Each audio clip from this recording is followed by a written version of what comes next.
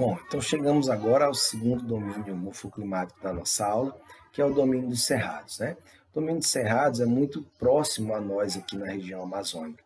Como nós vimos no mapa no início da aula, nós estamos, principalmente quem está no Cone Sul de Rondônia, numa faixa de transição entre o cerrado e o domínio amazônico. Então nós comumente encontramos aqui características de um e de outro, né, em relação ao solo, ao relevo, à vegetação e também ao clima, por nos encontrarmos em grande parte numa faixa de transição. Embora aqui o sul do estado de Rondônia é caracterizado por cerrado. Nós vivemos numa estrutura fisiográfica bem característica do cerrado, muito mais do que de uma faixa de transição.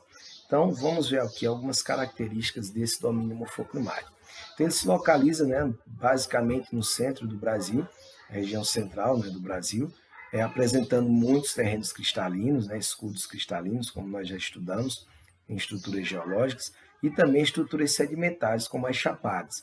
Nós vimos um estudo sobre bacias sedimentares, as bacias invertidas, né, muito características aqui da região central, conhecidas aí como chapadões também, ou relevos tabulares, né?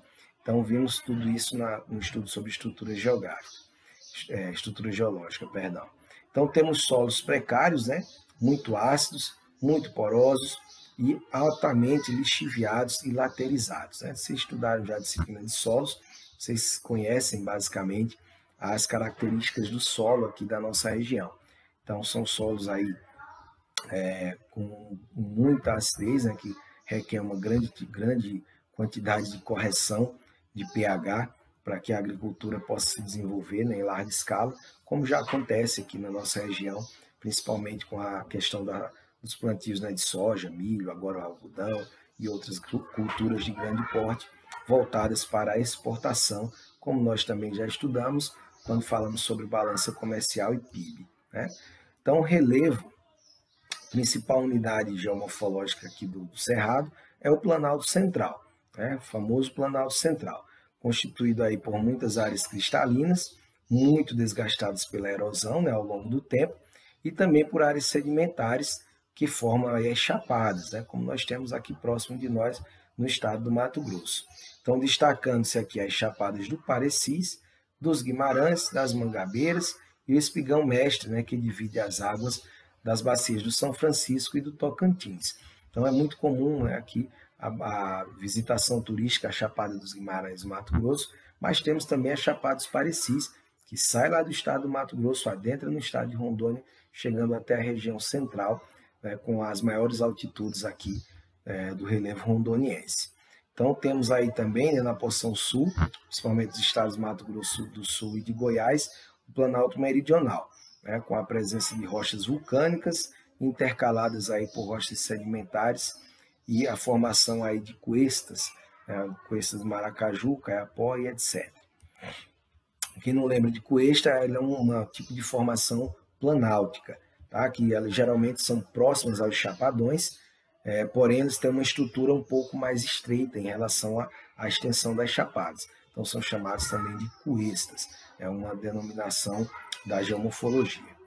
Os solos, como a gente já falou aqui, né, são predominantemente pobres e muito ácidos, né?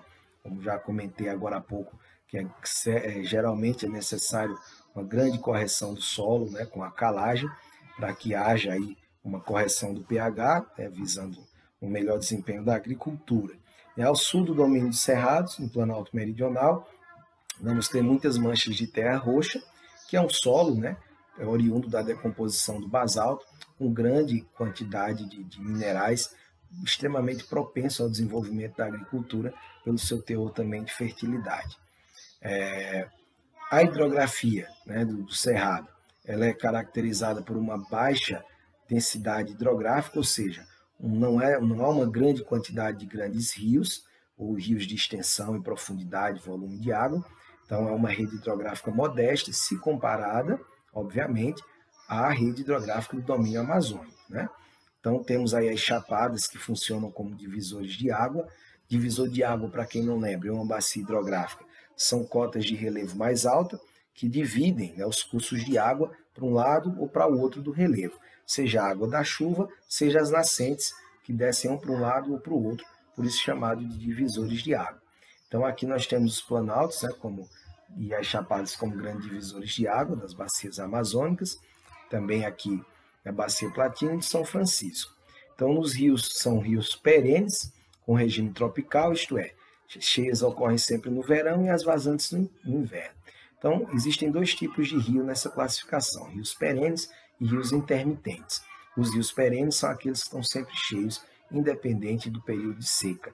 E os rios intermitentes, muito comuns no domínio da Caatinga, são aqueles rios que praticamente passam o ano inteiro secos, né? E só enchem na época das chuvas, beleza?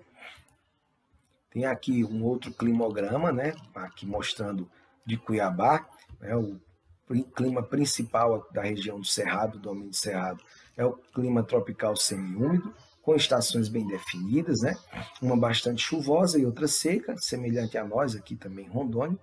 Médias térmicas, né, elevadas de 20 a 28 graus e índices pluviométricos variando em torno de 1.500 milímetros. Aqui nesse mapinha embaixo mostra onde aparecem, né, regiões com clima semelhante ao do Cerrado. E aqui do lado um climograma mostrando a relação da quantidade de chuva com as temperaturas no estado do Mato Grosso para a capital Cuiabá. Né? Vejam aqui, entre janeiro e maio, né, chuvas começam a diminuir de abril para maio, junho, julho e agosto, né, a chuva praticamente some e as temperaturas caem bastante. Né?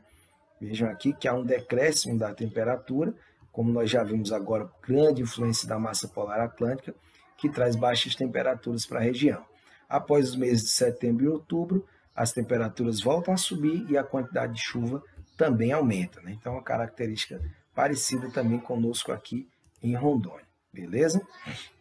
Então, a vegetação do Cerrado ela também tem uma característica muito própria sua, né? Dominada aí por dois tipos de estratos arbóreos, um chamado arbóreo arbustivo, com árvores de pequeno porte, pau santo, lixeira, piqui, e outro estrato herbáceo, né, caracterizado por gramíneas e vegetação rasteira, com várias espécies de capim, barba de bode, flechinha, colonhão, gordura.